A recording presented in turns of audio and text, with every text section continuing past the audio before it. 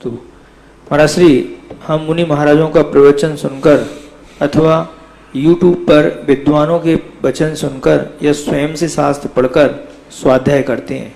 ऐसे में अगर कोई समाज का आवृत्ति व्यक्ति स्वयं से स्वाध्याय कराना शुरू कर दे और हमें भी उस स्वाध्याय से जुड़ने के लिए आमंत्रण दे और हम उस स्वाध्याय से न जुड़ें तो हमें ऐसे में कोई दोष लगेगा?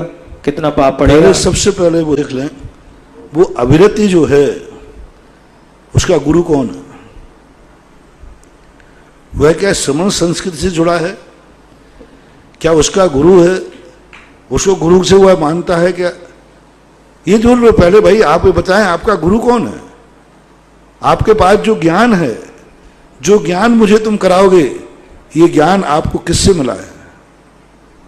बस वो कुछ नहीं पूछना, किसी से भी आप ज्ञान लीजिए, मुझे कोई आपत्ति नहीं है, बस जो तुम्हें ज्ञान देने वाला है उसको ज्ञान कहां से मिला, उसका गुरु कौन है?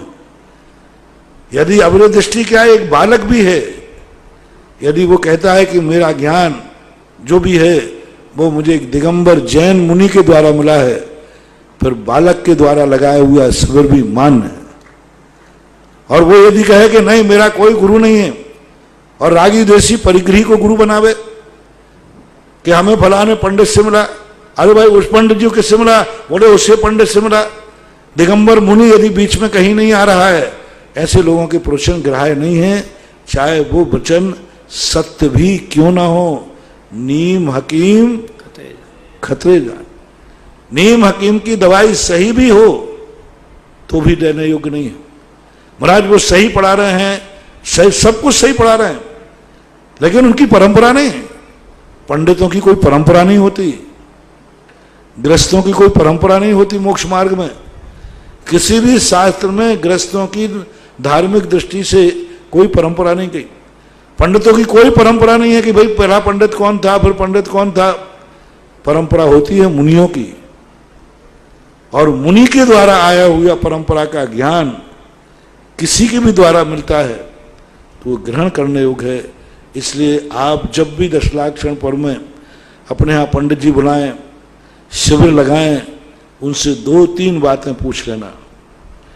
सबसे पहली बात तो पूछना कि वो स्वयं षड आवश्यक का पालन करता है कि नहीं। अब प्रश्न आया है तो थोड़ा सा बहुत अच्छा प्रश्न है।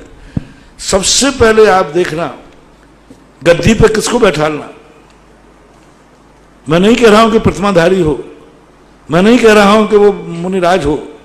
अविरत भी है तो क्या वो षडावश्यक का पालन करता है?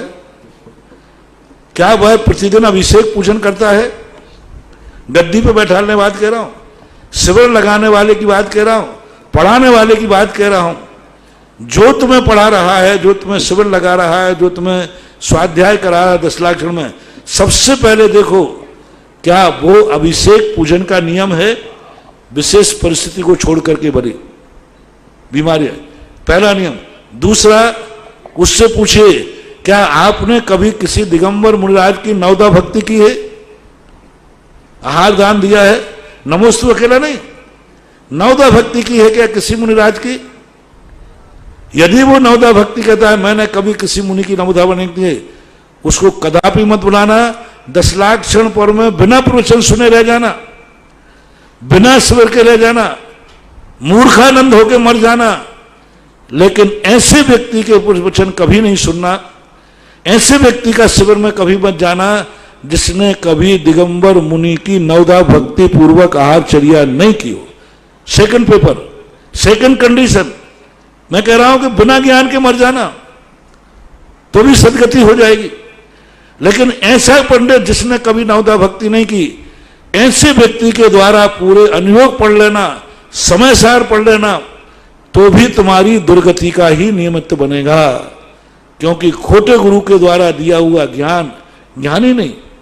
तो दूसरे व्यक्ति पर प्रवचन सुनते समय से पूछिए, जो शिविर लगा रहा है अविरति, आपको निमंत्रण दे रहा है, तो कहिए कि आप नवदा भक्ति की है कभी?